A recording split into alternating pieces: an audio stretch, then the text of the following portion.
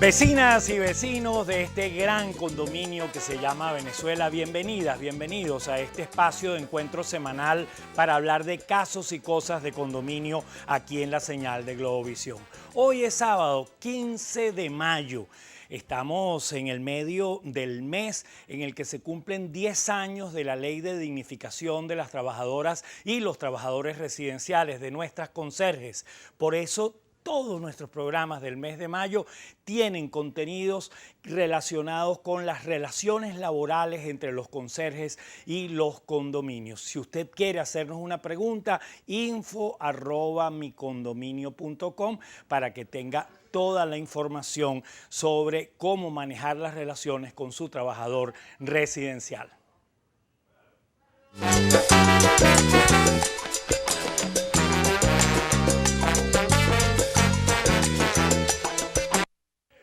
Antes de comenzar con la voz de los expertos de hoy, vamos a responderle una pregunta que nos hace el vecino Omar Miratía desde el municipio Libertador.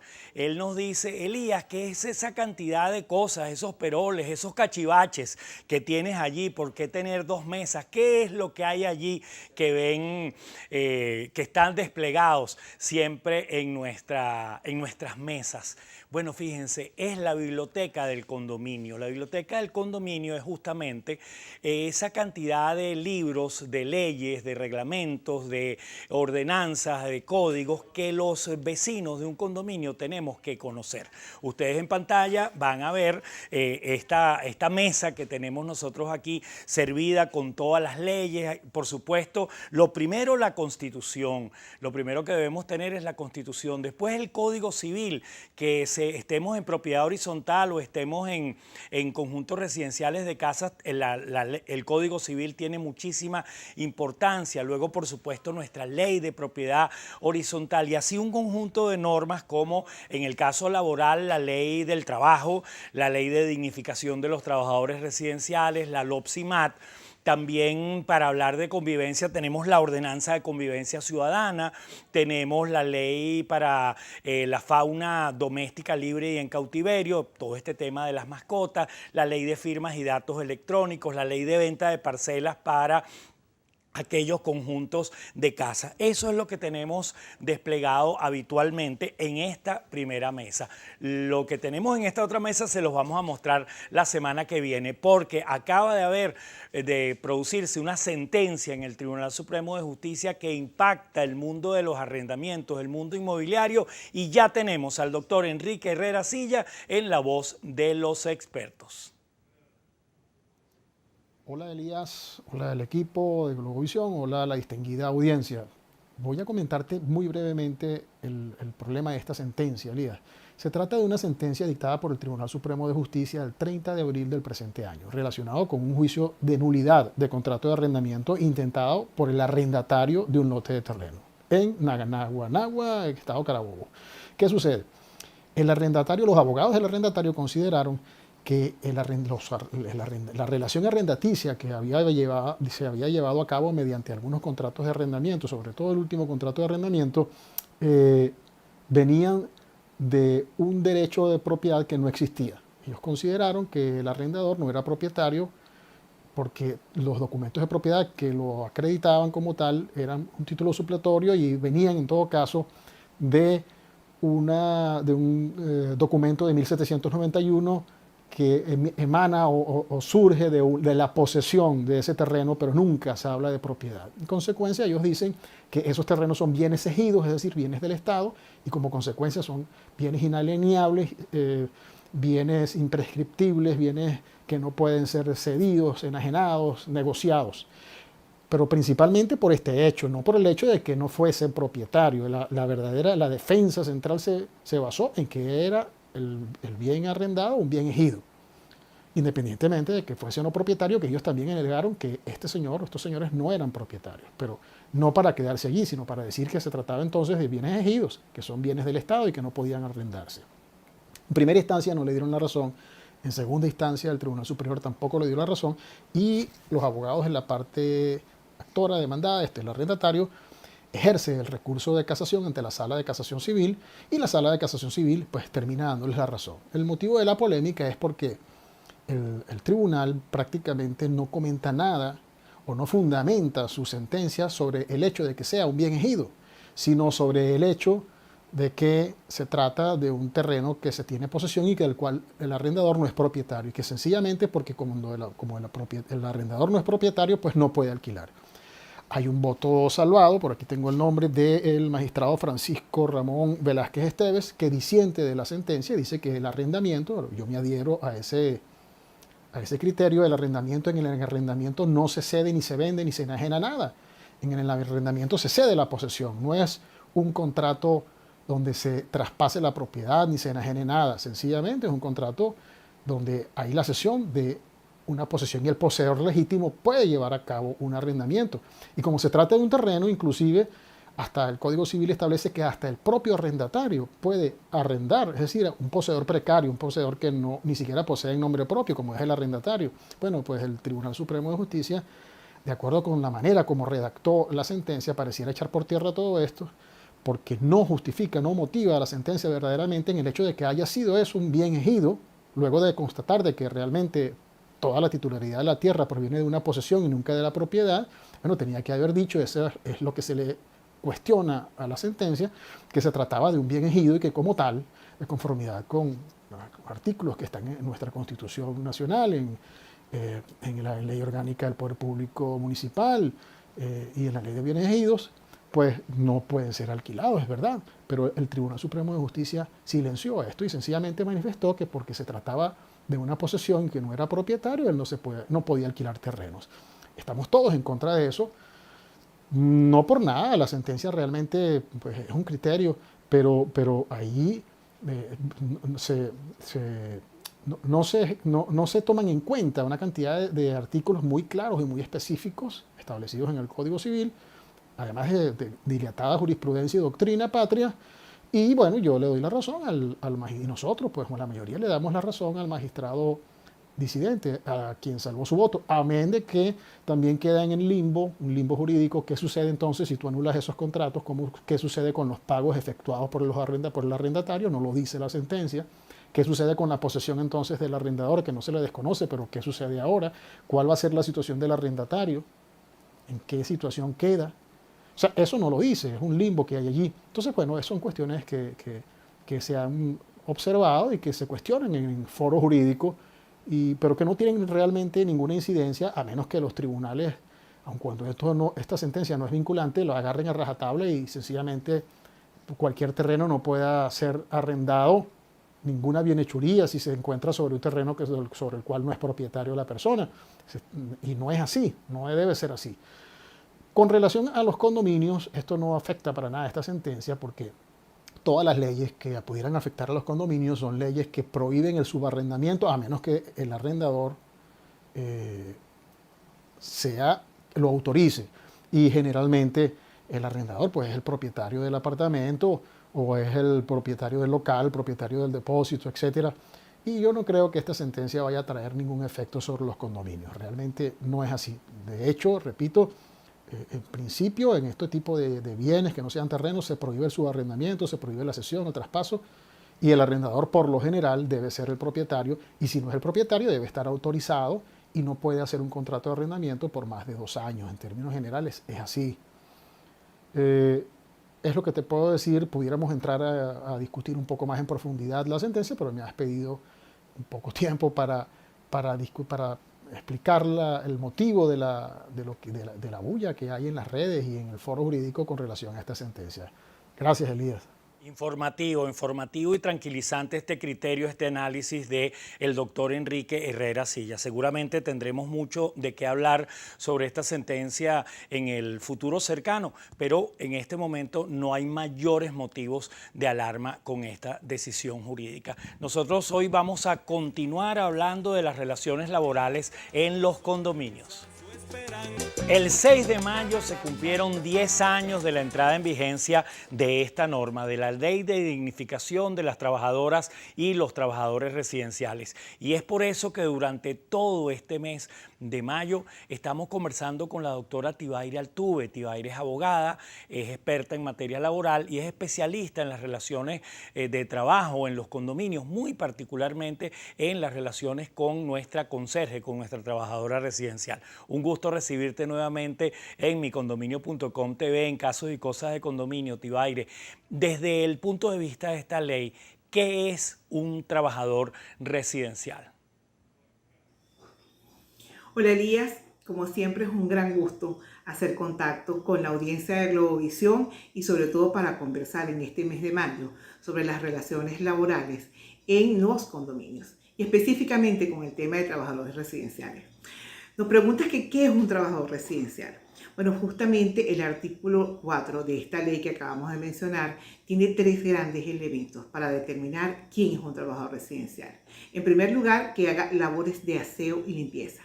En segundo lugar, que esas labores de aseo y limpieza las haga en las áreas comunes y que estas áreas comunes, como tercer elemento, formen parte o de viviendas unifamiliares, de establecimientos o de oficinas. En consecuencia, la persona que va por días a prestar servicios en nuestro edificio y le pagamos el día es un trabajador residencial. La persona que presta servicios en las clínicas, en los centros comerciales, en los centros industriales, de acuerdo a esta categoría, sería también un trabajador residencial. Mucho cuidado con esa distinción que a veces hacemos. Tibaire, ¿cuáles son las funciones, según esta norma jurídica, que se le asignan ahora en estos tiempos al trabajador residencial, la siempre conocida figura del conserje? Definido ya quién es un trabajador residencial, vamos a hablar de sus funciones y de sus obligaciones. Definimos como funciones esas actividades particulares que tiene que realizar cada trabajador residencial que tenga que ver con el aseo y limpieza de esas áreas comunes del inmueble. Estas funciones van a estar determinadas en primer lugar en un contrato de trabajo. Y a falta de un contrato de trabajo, pues se define por las costumbres del condominio, el uso local, y en general pues por la usanza, por el trabajo, por la naturaleza de las actividades para las cuales fueron contratados nuestros conserjes o trabajadores residenciales. Ahora bien, ¿dónde se realizan esas actividades de limpieza y aseo? Es importante destacar que la ley especial no las define, pero la ley por naturaleza que define nuestras áreas comunes es la ley de propiedad horizontal. Y si usted busca la ley de propiedad horizontal, el artículo 5 va a definir con muchísima claridad cuáles son esas áreas comunes. Entonces vamos a conseguir que todos los patios, las azoteas, los jardines, los estacionamientos, los sótanos, la garita, la conserjería y todas las demás áreas que sean necesarias para el disfrute de los espacios y de los inmuebles de los copropietarios van a constituir áreas comunes, además de la que establezca su propio documento de condominio. Y en cuanto a las obligaciones, los conserjes deben observar en primer lugar las instrucciones y las órdenes que les da la persona encargada de hacerlo, que va a ser su empleador o el representante del patrono en todo caso. Y además estas instrucciones tienen que ser dadas por escrito. Recomendamos que siempre sean dadas por escrito en un tono respetuoso, en un tono pertinente y además de una buena manera. Y además otra cosa que los que están obligados, los trabajadores residenciales, es a prestar su servicio con fidelidad, con ánimo de colaboración y además de eso no ser desleales en su desempeño y no causar ningún tipo de daño con informaciones que manejen de parte de sus empleadores que vienen a ser justamente los copropietarios o los residentes del condominio. Esta norma, además, Tibaire, nos asigna deberes a diferentes sectores de la comunidad, entre ellos a la comunidad de copropietarios. Explícanos, por favor. La ley especial configuró o dividió deberes para 3 grandes grupos. Le dio deberes a la comunidad de residentes o habitantes, como también lo llama de una forma medio compleja. Le dio deberes a la Junta de Condominio y le asignó también deberes o responsabilidades a la comunidad de copropietarios que conocemos comúnmente como la Asamblea de Propietarios. En cuanto a los residentes o los habitantes, les dio el deber de conservar en buen estado de limpieza las áreas comunes. Por lo tanto, un trabajador residencial no estaría obligado a recoger, por ejemplo, las heces de las mascotas cuando sus tenedores o dueños andan con ellos. Eso es una responsabilidad del copropietario. Y tampoco estaría obligado a recoger los escombros de un propietario que, por ejemplo, esté realizando una obra en ese momento después de haber limpiado. La Junta de Condominio, por su parte, también tiene algunos deberes. No solamente la Junta de Condominio, sino la organización que haga sus veces, porque no siempre hay Junta de Condominio, y recordemos también que existen viviendas de la Gran Misión Vivienda Venezuela, donde están organizados de otra forma y pudieran tener conserjes. Bueno, la Junta de Condominio, simplemente como representante del empleador, que es la comunidad de copropietarios, está en la obligación de dar cumplimiento con las obligaciones que la Ley Orgánica del Trabajo le impone. Por ejemplo, el salario, el pago de salario a tiempo, adoptar aquellas medidas que sean necesarias para cubrir la salud del trabajador, sobre todo en estos momentos tan importantes de épocas de COVID. También tiene que cumplir con el horario de trabajo, respetar las horas de descanso del trabajador residencial, el pago de prestaciones sociales, entre otras. Y por último, hay una obligación de la comunidad de copropietarios. Y esta comunidad de copropietarios tiene la obligación de hacer la contratación de los trabajadores residenciales. No es una labor del administrador, no es una labor de la Junta de Condominio, es una labor de la comunidad de copropietarios, así como también autorizar el despido o acordar el despido en aquellos casos de causa justificada para poder autorizar a través de la Inspectoría del Trabajo una terminación de la relación laboral. Lo que sí debemos dejar muy claro es que en caso de que no exista una norma expresa, o bien en el contrato, o bien en estos instrumentos legales, recordemos que el artículo 22 de la Ley de Propiedad Horizontal establece que todos aquellos asuntos que sean comunes relacionados con la administración o la conservación deben ser resueltos por los propietarios. Justamente Tibaire nos ha dicho, y eso tiene que ver con lo que hablábamos al comienzo del programa de hoy, de esa necesaria biblioteca del condominio, de los instrumentos legales que cada uno de nosotros debe conocer, así sea un resumen para podernos desempeñar en la Junta de Condominio. Tibaire nos ha hablado de la Ley Orgánica del Trabajo, justamente del instrumento que estamos analizando hoy, la Ley de Dignificación de los Trabajadores Residenciales, que está cumpliendo 10 años de promulgada, y tenemos lo que nos diga el documento de condominio con respecto a esa relación laboral, y luego aparece la figura del contrato y más adelante el plan de trabajo. Hablemos del contrato con nuestro trabajador residencial, Tibaire. El contrato de trabajo, desde mi punto de vista, es una necesidad tanto para el condominio como para el trabajador residencial. Allí se establecen cuáles van a ser las reglas de juego de esa relación de trabajo que recién se inicia o de aquella que en un momento es necesario volver a redefinirla. Porque son dos personas diferentes, una que presta un servicio bajo dependencia y otra que se obliga a pagar una remuneración. Ese contrato de trabajo es el que expresamente obliga a lo que hemos convenido, y no solamente a lo que nosotros convenimos en ese contrato, sino también a todas las consecuencias que se puedan derivar de ese contrato de trabajo y que estén reguladas por la costumbre, por el uso, por los reglamentos internos del condominio, por la buena fe, por la equidad, etcétera, etcétera. Este contrato tiene que hacerse por escrito. Si ustedes revisan el artículo 59 de la Ley Orgánica de Trabajo, van a conseguir cuáles son los elementos que deben constar en un contrato de trabajo. Pero lo más importante es que se pueda celebrar. Nosotros sabemos que en materia laboral, las relaciones laborales o de trabajo pueden probarse, inclusive cuando no existe contrato, sino que existe la vía oral, pero es importante que podamos tenerlo por escrito por una sola razón. Cuando ya está aprobada la relación de trabajo, existe la relación de trabajo y está aprobada, se van a tomar como ciertas las afirmaciones que pueda hacer el trabajador residencial o el conserje sobre el contenido del contrato laboral. Así que es muy importante que nosotros tengamos claro la necesidad de tener las reglas claras para ambos. Otra de las cosas que me parece genial en el año 2011 fue establecer un plan de trabajo. El plan de trabajo no es más que esta organización, cómo vamos a organizar nosotros el trabajo, bien sea diariamente, semanalmente, quincenalmente, semestralmente, y eso nos va a determinar si dentro de esa jornada el trabajador residencial puede cumplir todas sus actividades o todas sus funciones. Y en caso de que así no sea, vamos a tener que implementar la figura del ayudante de conserjería, que lo vamos a ver un poquito más adelante.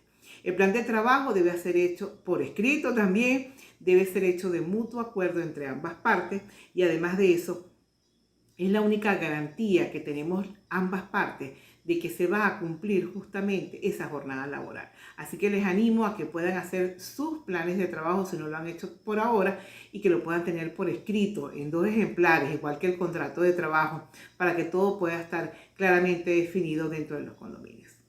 Definitivamente hay que tener lápiz y papel, hay que tener un cuaderno para anotar esta cantidad de consejos prácticos, de datos que vamos compartiendo semana a semana. Gracias, Tibaire, por la generosidad, por la manera en que compartes tus conocimientos. La semana siguiente continuamos hablando de las relaciones laborales entre los conserjes y los condominios. Hemos abierto una nueva cuenta. Ustedes saben que los lunes y los jueves tenemos unos forochat que se llaman Productos y Servicios para Condominios, para que las empresas, los profesionales entren en contacto con los condominios del país. Y para saber de esas actividades y tener un resumen de cada una de ellas y qué promociones, qué ofertas, qué condiciones especiales nos pueden brindar esas empresas, tenemos una nueva cuenta en Instagram, @Productos para Condominios, @Productos para Condominios, para estimular ese contacto entre productores y consumidores. Seguimos